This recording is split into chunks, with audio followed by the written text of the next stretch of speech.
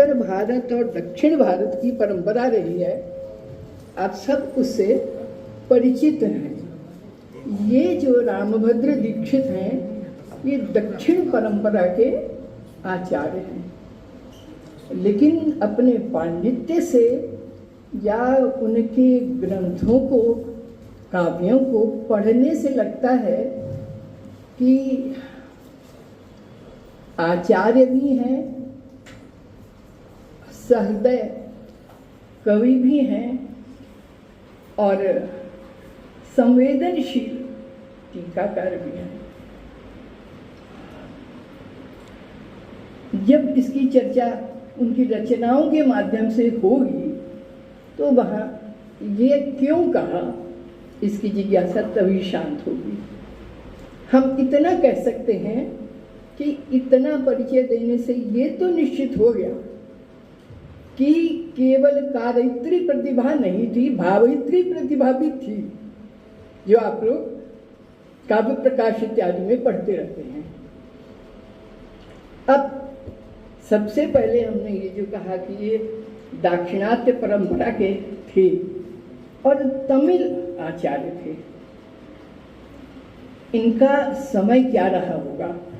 कोई भी विषय मुझे लगता है कि बिना इतिहास और भूगोल के पूरा नहीं हो सकता, क्योंकि जब तक हम उसका समय नहीं जानेंगे तब तक हम उनका पूरा वैशिष्ट्य जान ही नहीं सकते।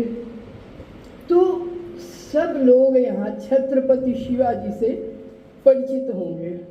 उनका समय 1674 ईस्वी से 1680 था।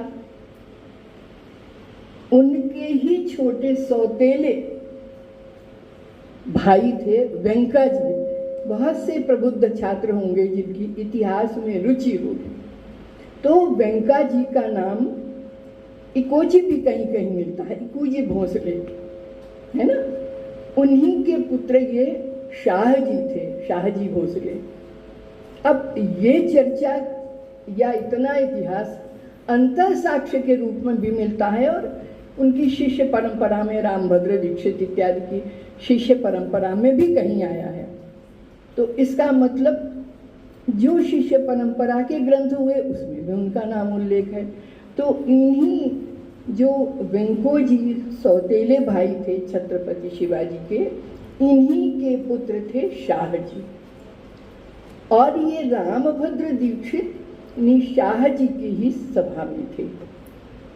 अब ये बात ये तो फिर इनका समय निर्धारित किया जाए तो अंतः साक्ष्य, वही साक्ष्य वो तो बहुत है, लेकिन फिर भी जो इन साक्ष्यों को देख करके समय पता लगता है, तो चूंकि शाह जी का समय 1684 से लेकर के 1711 तक है और इन्होंने अपने उस मराठा शासन को धीरे धीरे करके और दक्षिण में जाके तंजौर में पूरी तरह से स्थापित किया था। तो तंजौर में बहुत समय तक रहने के कारण और बहुत प्रभावशाली ढंग से उसको बढ़ाया, तो उनके सभा में बहुत सारे आचार्य, बहुत सारे कवि, बहुत सारे व्युत्पन्नमति ऐसे लोग भी थे। तो ये परंपरा जब बहुत दिनों तक चली, अभी जीवन परिचय संक्षेप में देने का प्रयत्न करेंगे, तो ये उसी में लगे तो रहे, लेकिन इनका जो परिवार था, जो माता पिता थे, बहुत धार्मिक वृत्ति के थे और स्वयं भी ये राम के परिवार के ही अनुरूप राम के अनन्य भक्त थे और इतने भक्त थे कि साहित्य की रचना करना, अन्य टीकाओं की रचना करना, वो सब तो था ही था। इन्होंने बहुत स्तोत्रों की भी रचना की, कुछ प्रकाशित हैं, कुछ अप्रकाशित हैं, और कुछ तंजौर की जो सरस्वती महाल पुस्तकालय है, वहाँ के ग्रंथागार में अभी भी है जो उनके उपास्य, उनकी प्रतिपाद्य, उनकी शैली के आधार पर ये निर्णय किया जाता है कि रामभद्र दीक्षित का ही होगा। इसी समय हमको लगता है कितना कुछ आप लोगों के पास करने के लिए है। एक ग्रंथ भी कोई ले ले तो वो प्रकाश में आएगा, इतना अभी भी है दक्षिण भारत में, यहाँ भी होगा। है कैटलॉगस कैटलॉगरम, देखिए जहाँ मैन्युस्क्रिप्ट्स में है वो है, वहाँ भी है। अब जो हमने चर्चा ये प्रारंभ की थी कि इतने अनन्य भक्त हैं और इतने सरल हैं कि बहुत सी हमने बताया कि स्तोत्र लिखे हैं, उसमें वर्णमाला स्तव की भी चर्चा होगी, लेकिन उनकी भक्ति के ऊपर उन्होंने राम कर्ण रसायन स्तव ये भी लिखी है। उसके प्रथम निषंद में वो कहते हैं, बड़े अधिकार से मौलव निधेहि मुकुटम त्यज बरहि बरहम, और उसके बाद कहते हैं मौलव निधेहि मुकुटम त्यज बरहि बरहम बाणम गृहाण धनुषा मुंच वेणी, है ना। और उसके बाद फिर कहते हैं, हमको अब शब्द उठता कम है, शाखा मृगैर विहर संत्यज गोप बालान रामो यदूद्वह भवत्वम आश्रय त्वाम। बड़े स्पष्ट शब्दों में कह दिया, भैया मुकुट पहनोगे, धनुष बाण लोगे, और उसके बाद वानरों के साथ अपनी सेना बनाओगे, रहोगे, तब ही हम तुमको भजेंगे। इतना अधिकार अपने वश्य पे, और कहते हैं फिर उतना ही पूर्वार्ध में पूरे अपने इष्ट को भज लिया, उत्तरार्ध में कहे ये छोड़ दो, ये छेड़ दो, ये छोड़ दो। तो जो कृष्ण के लिए सबसे पहले आया कि मोर पंख हटा देना, फिर उसके बाद कहा बंशी या बांसुरी छोड़ देना, फिर उसके बाद कहा गोप बालाओं को छोड़ देना, गोप जो तुम्हारे ग्वाल बाल हैं, जब ये सब छोड़ दोगे तब मैं तुमको भजूंगा। कोई इतने सरल शब्दों में अपने को ऐसा अधिकार दे सकता है कि तुम करोगे। और एक नहीं, राम जाप स्तव, राम बाण स्तव, राम तुरीर स्तव, रामाष्टप्रास स्तव। राम का हमको लगता है कोई आयुध, कोई उनकी भक्ति का स्वरूप उन्होंने छोड़ा ही नहीं। और इसके साथ सीता के संदर्भ में भी कि जो श्री शक्ति है उसके लिए भी उन्होंने कहा, इसी राम रसायन कर्ण स्तव में कहा, प्रकृति रीति सरस्वती लक्ष्मी रीति गिरिजेति जगन्मयी वायाम गदति मुनिगण कवित्व सिद्धये कथमपि ताम कलये विदेह कन्या। कि भाई ये कवि अपनी सिद्धि के लिए कोई प्रकृति कह देता है, कोई गिरिजा कह देता है, कोई आपको सरस्वती कह देता है, कोई लक्ष्मी कह देता है, और कोई शक्ति के रूप में मानता है कि ये सारे जगत में व्याप्त हैं। लेकिन ताम कलये विदेह कन्या, मैं तो उनको विदेह की कन्या की शक्ति मानता हूँ। हर बात अपनी बिल्कुल सटीक शब्दों में कहते हैं। अब अगर हम इसी को काव्य की दृष्टि ले, स्तोत्र भी तो काव्य है, तो भैया सीता कह देते, जानकी कह देते। अरे नहीं, वो इसलिए नहीं कहा। मुझे ऐसा लगा कि जब उन्होंने ये कहा तो उसके पीछे भी कारण है। जो विदेह की व्यंजकता है, तुम उनकी कन्या हो, तो विदेह के लिए तो किसी में आसक्ति नहीं है, परोपकार ही परोपकार है, अपना कार्य ही कार्य है। तो काव्य में एक एक सटीक शब्दों को जब रखा जाता है, तो इसको वामन इत्यादि में ने भी ये कहा है। आप सब लोग सब चीज़ से परिचित हैं, हम कुछ नया नहीं कह रहे हैं। वामन ने अपने ग्रंथ में कहा है कि जो कवियों के शब्द होते नहीं, नहीं नहीं, हिंदी में ही बोलिए। जी जी जी जी। अधिमंचम विराजमानाः श्रद्धेयाः डॉक्टर चंद्रभूषण त्रिपाठी वर्याः, श्रद्धेयाः श्री विजय कुमार त्रिपाठी वर्याः, प्रोफेसर प्रीति सिन्हा महोदया, अस्य समग्र कार्यक्रमस्य आधारभूताः अखिल भारतीय संस्कृत परिषदः मन्त्रीमहोदयाः, महान्तः चिन्तकाः दार्शनिकाः, प्रयाग विश्वविद्यालयस्य विभागाध्यक्षाः परमश्रद्धेयाः प्रोफेसर प्रयाग नारायण मिश्रवर्याः, अत्र उपस्थिताः समेपि लखनऊ विश्वविद्यालयस्य आचार्याः, अस्माकं प्रियांसः छात्राः, भवतां समेषां स्वागतम्, अभिनन्दनं, वन्दनं च वयं कुर्मः। श्रद्धेया प्रीति सिन्हा जी ने इतना सुंदर उद्बोधन दिया कि वस्तुतः इनका उद्बोधन बाद में होना चाहिए था, उसके पहले मुझे बोल लेना चाहिए था। आपने इतना सरस और इतना रसमय अपना उद्बोधन दिया कि उसके बाद थोड़ा बोलने में मेरा भी मन बहुत भावुक हो गया आपके उसको सुन कर के। एक प्रेरणा है, बहुत बड़ी प्रेरणा है कि विद्या जो है सतत इस अवस्था, ये अस्वस्थ, अभी इनका ऑपरेशन होना है आपका, लेकिन कितनी इनमें ऊर्जा है।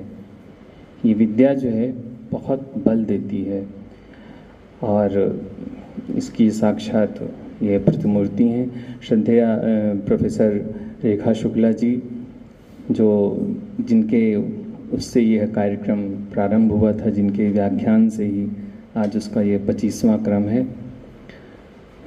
हम उपाकर्म और संस्कृत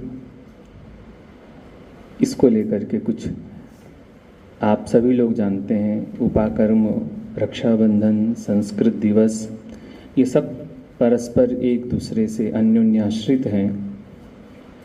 उप अर्थात समीप में, आ माने समन्तात, कर्म माने संस्कार। कर्म शब्द का अर्थ है क्रियते यत्तत् कर्म, जो चीज़ की जाए। तो जो चीज़ की जाए, इसके कहने से कर्म का बोध होता है। कर्म में मनिन प्रत्यय है, प्रत्ययों से शब्द बदल जाते हैं। तो यहाँ पर जो है कर्म का अर्थ, जब हम मनिन प्रत्यय, कर्म अर्थ में मनिन प्रत्यय करते हैं, तो यहाँ पर कर्म शब्द का अर्थ है संस्कार। इसलिए समीप में पूर्ण रूप से जो संस्कार, ये उपाकर्म शब्द का अर्थ है। तो किसके समीप में पूर्ण रूप से संस्कार? तो कहा गुरु के समीप में पूर्ण रूप से छात्र का संस्कार। यही है उपाकर्म शब्द का अर्थ। तो हमारे भाष्यकार ने कहा कि 4 प्रकार के काल हैं जो विद्या के लिए उपयुक्त होते हैं: आगम काल, स्वाध्याय काल, प्रवचन काल और व्यवहार काल। सबसे पहले आता है आगम काल। तो यह आगम काल जो है विद्याध्ययन काल है, और हमारा जो भारतीय चिंतन है वह एक योग से जुड़ा हुआ है। कब किसका योग होता है, कब किस राशि में, किस नक्षत्र में, किस तिथि में क्या करना होता है, और फिर उसकी पूर्णता होती है। तो जब वेदाध्ययन, प्राचीन पद्धति में तो वेद ही ज्ञान राशि है और हमारे भारतीय चिंतन का आधारभूत है। जो वेद में है, जितने भी सिद्धांत हैं आज सब कहीं ना कहीं किसी न किसी रूप में वेद में जुड़े हुए हैं। तो वेद अध्ययन ही हमारी प्रमुख पद्धति, शिक्षा पद्धति थी प्राचीन युग में। तो उसका अध्ययन का जो प्रारंभ होता था वो श्रावणी पूर्णिमा के दिन, जब श्रवण नक्षत्र और पूर्णिमा दोनों का योग होता था, उसी समय छात्र गुरु के समीप में जाता था और गुरु के समीप में गया हुआ छात्र, उस छात्र का असमन्तात कर्म, उसका पूर्ण रूप से वह संस्कार करता था और उसको उस योग्य बनाता था। ये हमारी पद्धति थी। और आज भी प्रायः इसी समय सत्र प्रारंभ भी होते हैं। जो नूतन सत्र महाविद्यालयों में भी सत्र प्रारंभ, हमारे यहाँ भी इस समय बच्चों के सब सत्र प्रारंभ हो रहे हैं। तो वो क्रम कहीं ना कहीं से अभी भी जुड़ा हुआ है। हाँ, पहले क्या था कि हम व्यवहारिक और आध्यात्मिक, हमारा जो भी कार्य होता था वो अध्यात्म के अंतर्गत होता था। हमारी केवल व्यवहारिक दृष्टि नहीं थी, हम अध्ययन भी करते थे तो हमारे मूल में अध्यात्म होता था। अध्यात्म दुख भी है और अध्यात्म सुख भी है। जब हम आत्मिक चिंतन करते हैं, जब आत्मा की ओर गमन करते हैं, आत्मनि इति अध्यात्म, जब आत्म विषयक चिंतन करते हैं तो वह अध्यात्म जो है वह सुख होता है। और जब हम अध्यात्म को भौतिक और वैषयिक दृष्टि से देखते हैं तो वह दुख का कारण भी हो जाता है। वही वस्तु बंधन का भी कारण है और वही वस्तु हमारे मोक्ष का भी कारण है, बस अंतर है हमारी दृष्टि में। तो यह जो है, तो हमारा सारा व्यवहार, हमारा सारा चिंतन अध्यात्म के अंतर्गत था, इसलिए हर कर्म में हमारी दिव्यता थी। आज क्या है, हम सिर्फ व्यवहारिक हो गए हैं। तो व्यवहारिकता होने से क्या है, हमारे अंदर जो एक दिव्य गुण हैं, दिव्य संस्कार हैं, दिव्य भाव हैं, उनका अभाव होता जा रहा है। उसका मूल कारण यही है, अध्यात्म का अभाव। और हमारी प्राचीन शिक्षा पद्धति में अध्यात्म प्रधान था और जो विषय थे, जो भौतिक था, वह जो है वह गौण था, इसलिए दिव्यता ही दिव्यता थी। और रक्षाबंधन हम मनाते हैं तो रक्षाबंधन वस्तुतः इसकी सारी जो ऐतिहासिक पृष्ठभूमि है सभी लोग जानते हैं कि बलि को जो है भगवान बलिम याचते वसुधाम, भगवान वामन ने बलि से मांगा, भिक्षा मांगी 3 पग भूमि, और भगवान ने जो है उनसे जब कहा तो उन्होंने सोचा ये छोटा सा नाटा बालक 3 पग भूमि कितना लेगा, तो उन्होंने कहा ले लो जितना नापना हो, पूरी कहानी मालूम है आपको। फिर उन्होंने पूरे ब्रह्मांड को नाप लिया, फिर पूरा उन्होंने अपना शरीर समर्पित कर दिया और फिर वह जो है भगवान बड़े प्रसन्न हुए और उनके अधीन हो गए। फिर लक्ष्मी जी ने जो है बलि को रक्षाबंधन से एक बद्ध कर दिया, अपना भाई बना लिया और उस दिन से यह पर्व प्रारंभ होता है। वैसे रक्षाबंधन जब इंद्र और दैत्यों में युद्ध हुआ तो दैत्यों ने इंद्र को पराजित किया और दैत्य भी पूरे इंद्र के सारे साम्राज्य को अपने अधिगत कर लिया। उस समय भी बृहस्पति ने जो है सूत्र, वही जो सूत्र है, ये जो बंधन है, ये जो तंतु है, तंतु धागा जो बंधन जो बनता है तंतु से बनता है, तंतु का अर्थ ही है विस्तार। तो उसको जो है बृहस्पति ने भी बनाया और उस तंतु से इंद्र को कहा कि इसको तुम जो है जब बांधोगे, बृहस्पति ने उसको बांधा और कहा इसमें इतनी शक्ति है कि तुम पुनः अपने साम्राज्य को स्थापित कर सकोगे। तो वह तंतु में जो है इतनी शक्ति है। हम सभी मंत्र पढ़ते हैं, येन बद्धो बलि राजा दानवेंद्रो महाबलः तेन त्वाम प्रतिबध्नामि रक्षे माचल माचल। ये जो हमारे बच्चे हैं, कोई इसका अर्थ बता पाएंगे बच्चे छात्रों में मेरे जो ये न, हाँ बता दो बेटा, बहुत अच्छा।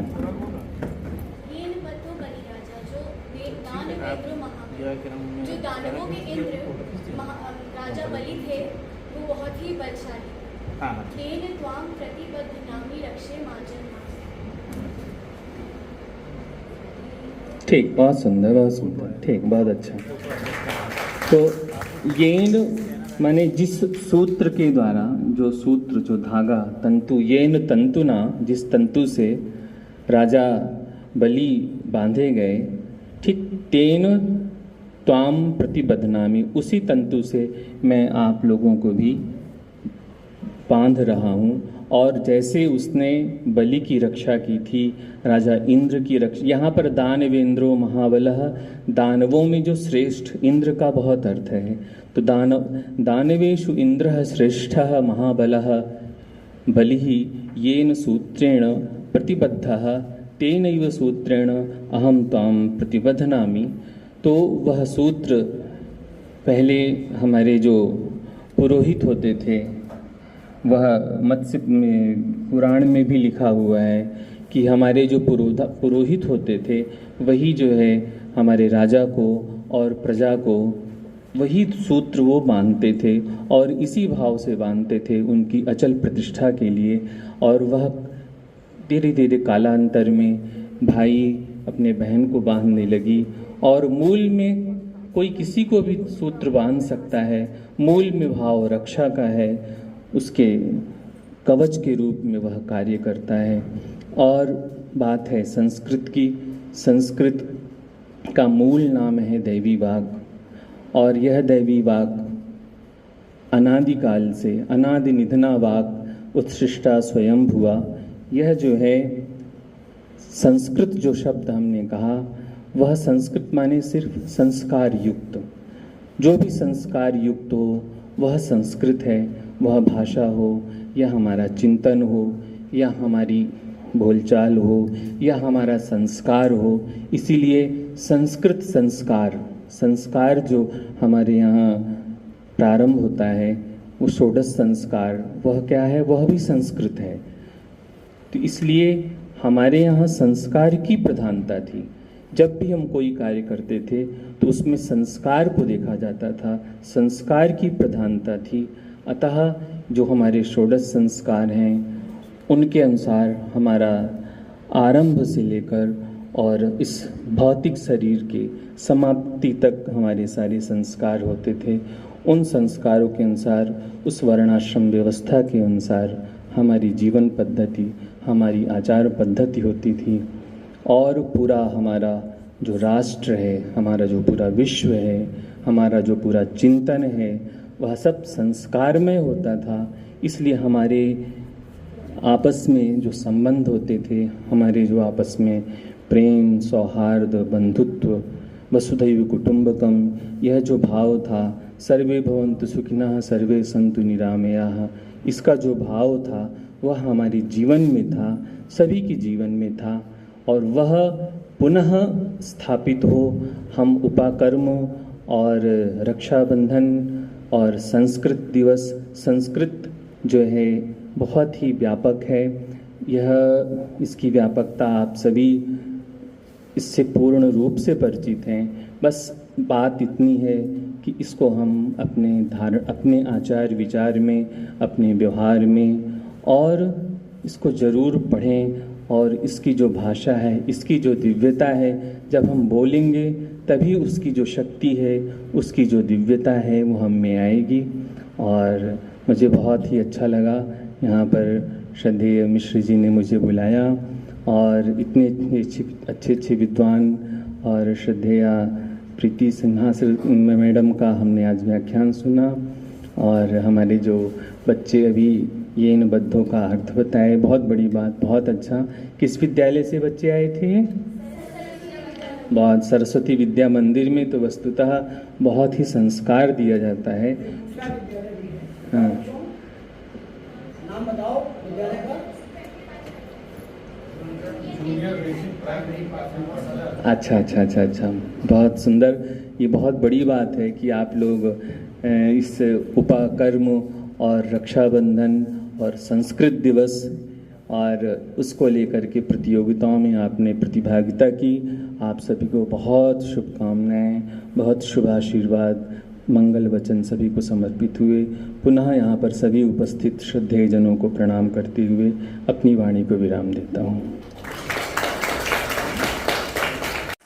मंच पर बैठे हुए आज के मुख्य अतिथि परम आदरणीय श्री विजय कुमार त्रिपाठी जी, मंच पर बैठे हुए आज के मुख्य वक्ता परम आदरणीय प्रोफेसर भारत भूषण त्रिपाठी जी,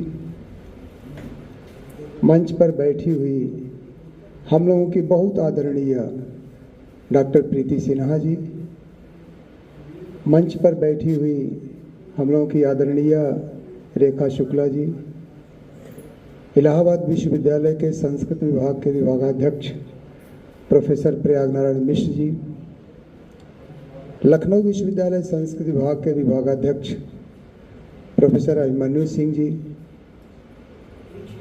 ज्योतिर्विज्ञान विभाग के विभागाध्यक्ष श्री अनिल पोरवाल जी, संस्कृत विभाग के ही आदरणीय सत्यकेतु जी, आदरणीय शतपथी जी, अन्य महानुभाव, आदरणीय पत्रिका जैन जी जो संयोजिका हैं, हमारे 2 विद्यालयों से विशेष करके इस अवसर पर आए हुए प्यारे बच्चों, उनके साथ आए हुए अभिभावकगण, प्रधानाचार्यगण, अन्य सभी महानुभाव, सर्वप्रथम मैं आप लोगों को संस्कृत सप्ताह और संस्कृत दिवस की बहुत बहुत शुभकामना देता हूँ। मुझे लगता है ये शुभकामना आप सबको देनी चाहिए एक दूसरे को, और ये गर्व करना चाहिए कि हम लोग विश्व की सबसे प्राचीन भाषा, जो कि इसी भारत भूमि में विकसित हुई, उसका पहला साहित्य विश्व का जो वेद के रूप में है ऋग्वेद, वो लिखा गया, उस भाषा को पढ़ते हैं, जानते हैं और उसकी चर्चा में यहाँ बैठे हुए हैं।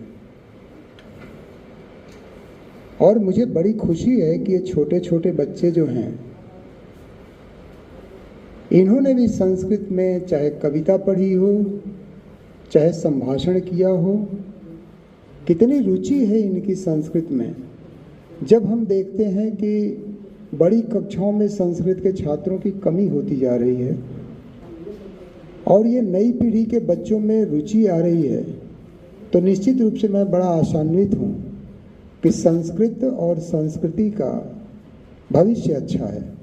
इसके लिए सब प्यारे बच्चों को और नई पीढ़ी को बहुत बहुत बधाई, बहुत बहुत शुभकामना आप लोगों को। मैं आज के इस कार्यक्रम में जो मुख्य आकर्षण था, जो मुझे लग रहा है, वर्णमाला स्तव। मैं सभी से यह उम्मीद करता हूं कि सब लोग जानते होंगे कि वर्ण क्या है, वर्णों की माला बना देते हैं तो क्या होता है, और स्तव माने स्तुति या पूजा क्या होती है। निश्चित रूप से जो वर्णों की माला है वो हमारे ढेर सारे शब्द हैं, और शब्द ब्रह्म है। शास्त्रों में यहाँ तक कहा गया है कि एकः शब्दः सुप्रयुक्तः सम्यक् ज्ञातः स्वर्गे लोके च कामधुक् भवति।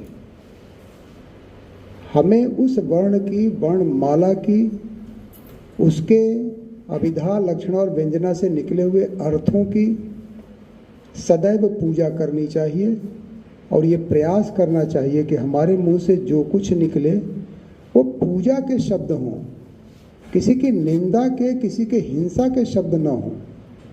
तब वास्तव में हम वर्णमाला की पूजा कर पाएंगे। और मुझे बड़ी प्रसन्नता है कि हमारे अखिल भारतीय संस्कृत परिषद ने एक बहुत ही हम लोगों की आदरणीय प्रोफेसर प्रीति सिन्हा जी के उस पुस्तक का यहाँ से प्रकाशन किया, और आज हम लोगों ने उसका विमोचन करके लोकार्पण भी कर दिया। निश्चित रूप से ये पुस्तक जो हमारे छात्र हैं, शोध छात्र हैं, उनको थोड़ी देर में मैंने जो पढ़ा, इसमें काव्य शास्त्र का बड़ा अच्छा विवेचन है। जब कभी आप वामन भामह काव्य और मम्मट, आचार्य विश्वनाथ के ग्रंथ पढ़ें तो आपको इन ग्रंथों से भी पढ़ने पे तुलना करने में बड़ी सुविधा होगी और एक विशेषता मिलेगी। इसलिए जो शोध के छात्र हैं इस पुस्तक को जरूर ले लें, और उसको पढ़ें और समझें कि आखिर इनमें क्या नई चीज़ है और वो अपने शोध में या अपने अध्ययन में कौन सी नई बात और डाल सकते हैं। मुझे सबसे पहले जो वैदिक वंदना थी वो भी बड़ी अच्छी थी, बहुत ही अच्छा चयन था श्रद्धा सूक्त का, और मुझे लगता है प्रत्येक छात्र हुए हैं जिनके पास प्रशासन के बहुत सारे उत्तरदायित्व हैं। उन उत्तरदायित्वों का निर्वाह करते हुए भी यहाँ पर आकर के अपने अध्यक्षीय उद्बोधन से हम सभी को अभिसिंचित किया है। इसलिए सर आपको भूरिशः धन्यवाद हम ज्ञापित करते हैं। इस मंच को सुशोभित कर रही सरल हृदय मेरी परम श्रद्धेय गुरुजी प्रोफेसर प्रीति सिन्हा मैडम, जिन्होंने हमको बीए से लेकर के एमए की कक्षाओं तक अध्यापन किया है, और साथ में पीएचडी करते समय कुछ समय में जब हमें ज़रूरत पड़ी तो मैम ने हमारा मार्गदर्शन भी समय समय से किया, और अपने अस्वस्थता की स्थिति में भी वो यहाँ आकर के अपने काव्य ग्रंथ का जो लोकार्पण करवाया, और उसमें कार्यक्रम में इन्होंने अपने कवि का और अपने ग्रंथ का जो परिचय प्रस्तुत किया है वो वास्तव में हम लोगों के लिए बहुत ही शिक्षाप्रद है। और हम लोगों को यह सोचना चाहिए कि ऐसी अवस्था में जब मैम इतने उत्साह और उमंग के साथ अपना जो उद्बोधन कर रही थी, वो वही ऊर्जा जो पहले की थी वही ऊर्जा आज भी हमको दिख रही थी। और मैं वास्तव में मैम के सम्मुख एक शिष्य के रूप में जैसे बीए में पढ़ता था, एमए में पढ़ता था, वैसे ही आज हमें यहाँ पर बैठने का अवसर मिला है। ये भी हमारे लिए बड़ा सौभाग्य की बात है। और मैम आपने यहाँ पर पधार कर हमारे सभी बच्चों को, हमारे सभी शिक्षकों को और सभागार में सभी विद्वानों को जिस प्रकार से उत्साहवर्धन और ज्ञानवर्धन किया है, हम आपको बहुत बहुत चरण स्पर्श करते हुए धन्यवाद करते हैं मैम। और भविष्य में आपका जो है उद्बोधन जरूर हम सुनना चाहेंगे स्वास्थ्य ठीक होने पर। इस कार्यक्रम के मुख्य अतिथि के रूप में विराजमान श्री विजय कुमार त्रिपाठी जी, जो अपने द्वारा शिक्षा क्षेत्र में निरंतर अपना सेवा प्रदान कर रहे हैं और बहुत ही व्यस्त रहते हैं, फिर भी यहाँ पर पधारे हैं, और उन्होंने अपने बोधगम्य उद्बोधन से हम सभी को कृतार्थ किया है। इसलिए सर आपको बहुत बहुत धन्यवाद। और मैं आपसे आशा करता हूँ कि आप निरंतर इस संस्कृत परिषद से जुड़ करके हम सभी का उत्साहवर्धन करते रहेंगे। इस कार्यक्रम में सारस्वत अतिथि के रूप में और मुख्य वक्ता के रूप में भी उपस्थित, जो इन्होंने मुख्य वक्ता, मैंने 2 शब्दों का प्रयोग किया है, वास्तव में सर जो है मुख्य वक्ता के रूप में ही अपना वक्तव्य दिया है, जो केंद्रीय संस्कृत विश्वविद्यालय गोमती नगर परिसर से यहाँ पर उपस्थित हुए हैं।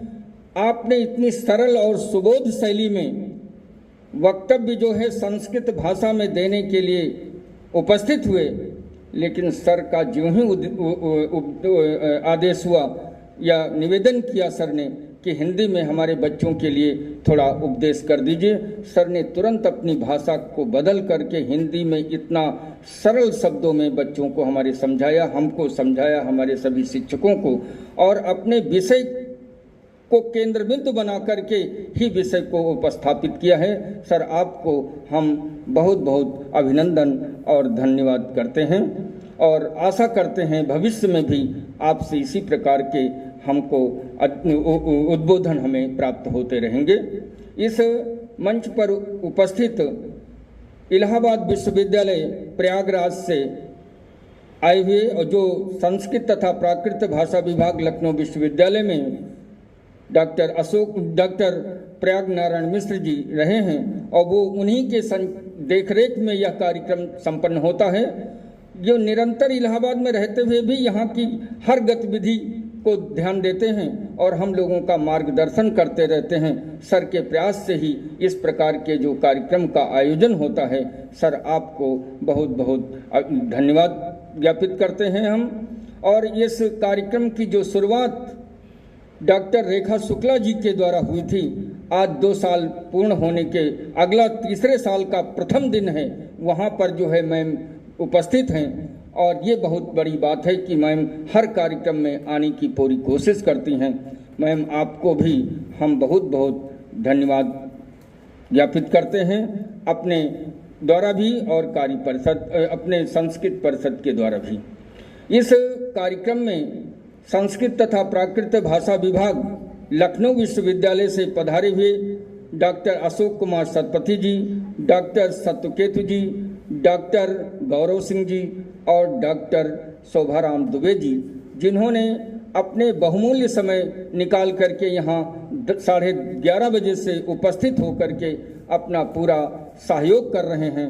हमें ये मालूम है कि आप सभी के पास बहुत सारे उत्तरदायित्व हैं और उन उत्तरदायित्वों का निर्वाह करते हुए भी सुबह की प्रथम कक्षा लेकर के बच्चों को लेकर के यहाँ पर उपस्थित हुए हैं। इतना ही नहीं, और कुछ और भी जो पारिवारिक जिम्मेदारी हैं उनको भी आप लोगों ने मुझे शेयर किया है, तो मैं देखता हूँ कि उनका निर्वाह करते हुए भी यहाँ पर पधारे हैं। पारिवारिक जिम्मेदारी में जैसे सतपथी जी अभी बिटिया को लेकर के घर पहुँचा करके आए, डॉक्टर सत्यकेत जी को कहीं कुछ विशेष कार्य था जो बीच में जाना उन्हें पड़ा, लेकिन फिर भी पुनः यहाँ पर उपस्थित हुए हैं। मेरे सभी शिक्षक बंधुओं, आप सभी का मैं हार्दिक स्वागत तो हो चुका है, लेकिन मैं आपको पुनः स्वागत करते हुए धन्यवाद देता हूँ। आप लोगों के द्वारा ही यह कार्यक्रम इस प्रकार से सफल हो पाता है। आप लोगों के मार्गदर्शन से ही ये जो छात्र हैं, चाहे वो BA के हों, चाहे MA के हों और चाहे शोधार्थी हों, सभी विद्यार्थी आप लोगों के मार्गदर्शन से ही यहाँ पर उपस्थित होते हैं। आप सभी लोगों को बहुत बहुत धन्यवाद। इस कार्यक्रम में अभी थोड़ा कुछ कारणवश जो डॉक्टर वंदना जी जा चुकी हैं, डॉक्टर वंदना जी को भी बहुत धन्यवाद। उन्होंने अपने निर्णायक कमेटी में रहकर अपना उत्तरदायित्व का निर्वाह किया है और सभी शिक्षक लोग निर्णायक कमेटी में रहकर अपना संपूर्ण उत्तरदायित्व का निर्वाह किया है। उन सबको हम धन्यवाद देते हैं। और सबसे ज़्यादा तो धन्यवाद हम अपने प्रिय विद्यार्थियों का देते हैं कि जिन विद्यार्थियों ने इस प्रतियोगिता में भाग लिया है वो तो सराहना के पात्र ही हैं, वो प्रशंसा के पात्र हैं, लेकिन जिन बच्चों ने भाग नहीं लिया लेकिन फिर भी श्रोता के रूप में यहाँ पर उपस्थित रहे, उन सभी बच्चों को हम पुनः पुनः धन्यवाद करते हैं। मेरे प्यारे बच्चों, आप यहाँ पर आते हो, आप निश्चित रूप से एक कुछ न कुछ ज्ञान यहाँ से आप जरूर ले जाते हो। हमारे मंच पर उपस्थित सभी विद्वानों ने आप लोगों को जरूर बहुत अच्छा ज्ञान दिया है। इस ज्ञान को धारण करोगे अपने जीवन में तो बहुत उन्नति करोगे, ये निश्चित है। और सभी मेरे प्यारे बच्चों, आप सभी को बहुत बहुत धन्यवाद। इस कार्यक्रम का संचालन कर रही है डॉक्टर जो है अनिल पौरवाल जी और डॉक्टर पत्रिका जैन जी, इनका भी हम बहुत हार्दिक धन्यवाद करते हैं, जिनके प्रयास से यह कार्यक्रम सुचारू रूप से संपादित हुआ है। और हम आशा करते हैं कि इसी प्रकार से आप लोग अपने उत्तरदायित्व का निर्वाह करते रहेंगे।